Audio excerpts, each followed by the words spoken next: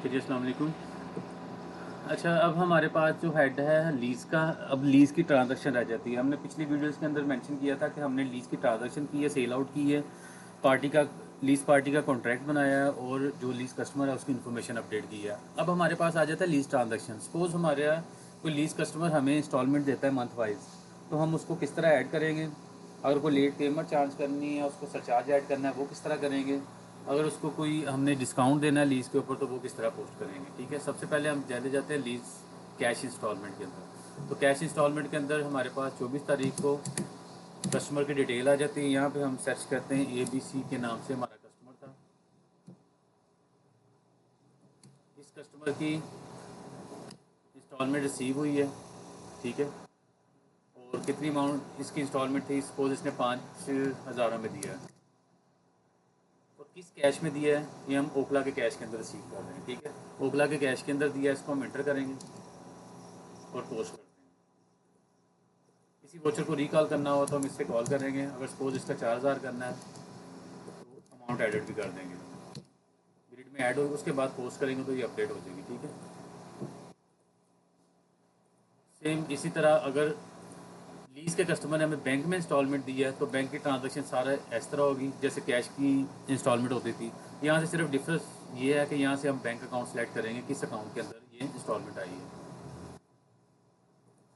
इस तरह daily instalment है, तो ये मंथ एंड के ऊपर जब हमारे पास डेली की कलेक्शन हो जाती है तो हम जेबी पोस्ट करके डायरेक्टली डेली के अकाउंट से एंट्री टोटल अमाउंट की उठा के हम उन कस्टमर के जो हमें डेली इंस्टॉलमेंट दे रहे थे उनके मेन अकाउंट में चार्ज कर देंगे। तो ये डेली की ट्रांजैक्शन हमारी यहाँ से होगी।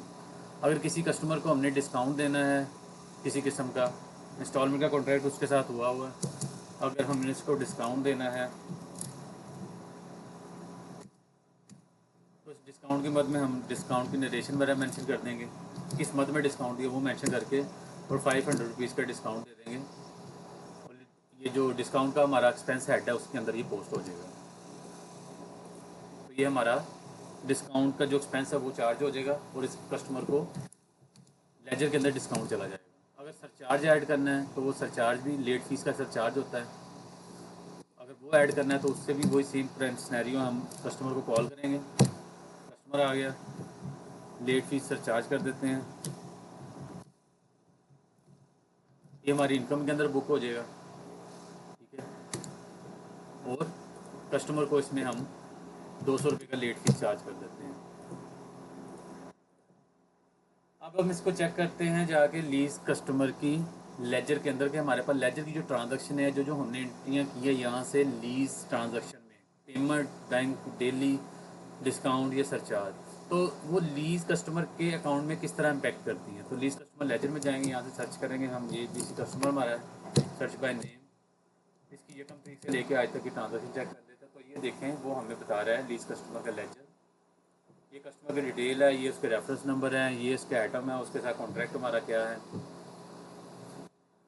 3 लाख रुपए की हमने इसको लीज़ की है, 50,000 रुपया इससे हमें रिसीव हो गया है एडवांस, लेट पेमेंट 200 रुपये चार्ज की है, 500 रुपया हमने इसको डिस्काउंट दिया, 4,000 रुपया इससे रिसीव हो गया है, रिमेनिंग 2,45,700 रुपया इसकी तरफ लेते हैं। तो इस तरह ये पूरी इंट्रीज इसको अगेंस्ट मेजर हो रही है। ये इंट्रीज की टाइप आ रही है, CRIA का मतलब है कि कैश रिसीव हुआ है इंस्टॉलमेंट, JVD का मतलब डिस्काउंट हमने JV डाला है, JVS का मतलब है हमने इसको लेट फीस सरचार्ज ऐड किया है, LS का मतलब लीज सेल की अमाउंट है, और CRDP का मतलब डाउन पेमेंट जो इसने हमें की है। तो ये एक पूरी कंप्लीट ERP है जिसके अंदर हमें तमाम अकाउंट्स की इंफॉर्मेशन मिल जाती है। अकाउंट्स के रिलेटेड जितना भी डिटेल है लीज़ की, सेल की, कस्टमर की, वो हमें यहाँ पे अवेलेबल शो हो जाती है। इसके बाद हम रिपोर्ट्स के हेड को नेक्स्ट वीडियो में डिस्कस करेंगे, जो जो हमारे पास रिपोर्ट्स हैं उनको देखते हैं।